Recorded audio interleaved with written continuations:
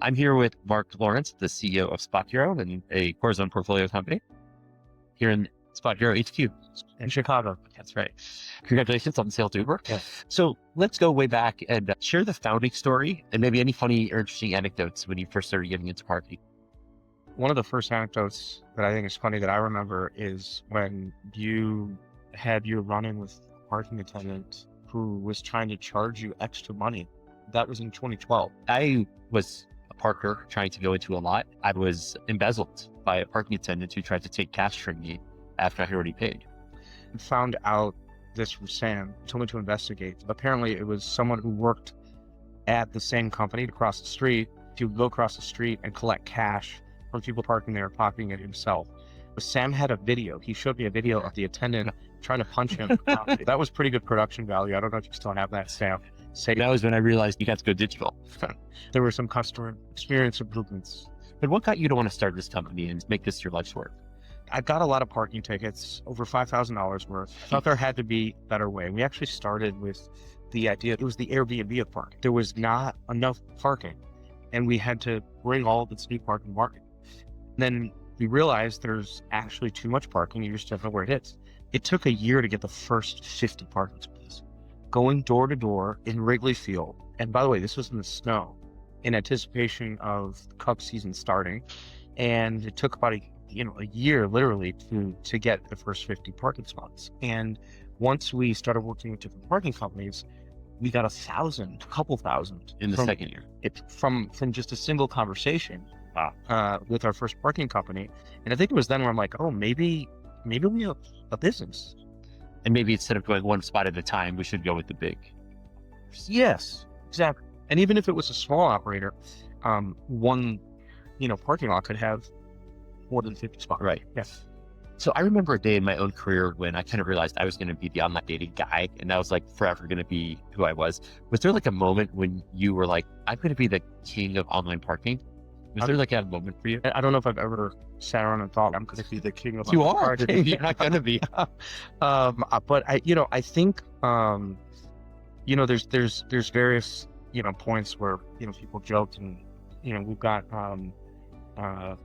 different clippings and cutouts from over the years. Yes. So back in 2010, I tried to recruit you to be in our first inaugural class of the accelerator that I had started. Yes. And you turned me in. Yes. So you must have thought that you didn't need that kind of help. You must have thought investors weren't that useful. What did you think about investors in 2010? I mean, in 2010, the reality is I didn't think about investors. I didn't really understand what investors were, how they could be helpful. And so it was like, no. Yeah. All right. The value that a VC brings over time changes. In the first couple of years that we worked together, what did you most value about our relationship? I think what I most valued about our relationship was your honesty and candor and problem solving. There were times where I'm like, oh my God, I don't know if you remember, but we had this huge issue with one of the larger parking operators. Too long of a discussion and probably not appropriate for this forum. I was scared, and you were pretty calm about it and just went into problem solving mode. And your perspective was like, hey, this is a non-thing. And I was like, I think it's a thing. I think it was really helpful. But look, there were so many powerful things, not just from our relationship, but that whole program. I think what we didn't talk about is, okay, so we turned you down, but then we were convinced to go through it. And then I'd get responses back, and I'm like, what do I say back? And it was, wait, Sam, could you just write these emails? So Sam was writing our email. I was like your chat GPT. Yeah. Back before GPT. Before AI, we had, I remember, it was funny. I was like, do you want to invest? And you're like, how about an uncapped convertible note? You're like, no, I'm out. And I was like, wait, what? And to this day, we don't do uncapped notes. Right. We did invest as part of that first round and helped that whole round come together. I think Sam and friends were like the leads. Yeah. That was fun. And then when you went to start thinking about selling the company and we started to engage with Uber, how was our relationship valuable? You talked about how in the early days, it was like writing emails and stuff like that. Yeah. You knew so little about venture capital. Obviously now you're an expert in the industry, you're a mature executive, but had sold a company before. So how did our partnership change from your perspective? It was nice that you have sold many companies. You were just like, Sam, you got this. The negotiation will go better if I'm not there. And I remember thinking, That's crazy that you trust me so much to let me do that. It was also a tough one No. in that discussion. But yeah, For a CEO to defer and to have the perspective and trust to say, you know what, I trust Sam, he's got this. That made me feel really good about our relationship. Thank you for doing that. thank you for taking Of course. that. But also, like, that was a lot. You really were a big part of navigating things with Uber, but also with the board and between the board and Uber as well. And there are a lot of dynamics that come up in a transaction, like how are we going to take care of the employees, and how are we going to handle the options, and how are we going to handle bonuses, and those are things that can be helpful to have an intermediary. Oh, absolutely. Good. Yeah. So why did you choose Uber? And then what is your vision for SpotHero? Yeah. I've always thought that the best place, if not the best place for SpotHero to have a home. I think I've always loved the product, but them Uber being in mobility and understanding not just there's software, but where does software meet the real world? And the operational component of moving drivers around, people and food, and then there's parking. So I thought it'd be a natural fit. Even though it's been 15 years running companies, this was definitely sooner than I would have expected. I thought we'd work on a commercial deal and that may result in something more. I think the pandemic was really difficult, and Your business was down 95%. it was 98% in April, 95% in May. That's 2% of prior year volumes and then 5% of prior year volumes.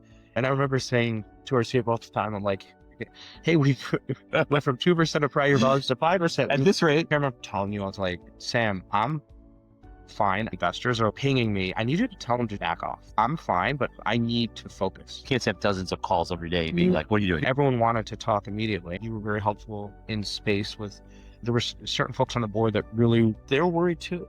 And also folks not on the board, like a lot of folks, I think, helpful with that space. And I remember we crafted that email, which was a difficult one to the board and also internally. But then it wasn't like, hey, which investor am I going to call? I was like, Sam, can you tell everyone not to call me? Yeah. Right. It's interesting that you remember that email. So much of the work we've done together has been storytelling and communications, where we were able to put together your on the ground mastery of what's happening. How would you describe our time together in summary, and what would you say to someone contemplating that? I would say Sam has probably been the most impactful person on not just the company of SpotHero, but me personally. I don't know what else to add to that because we have seen so much together, much of which we can't really speak about to the world, but we know, right?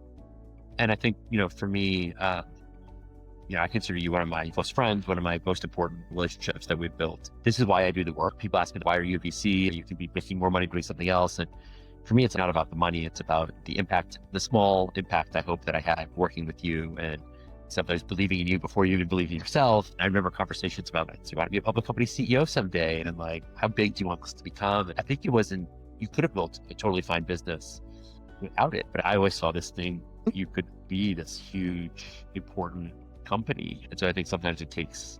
I see it now, 15 years later. I've seen it directly. No, you've been more than a small business. You've been the most impactful. I appreciate that. So, very fair. Cool. Mark, thanks so much.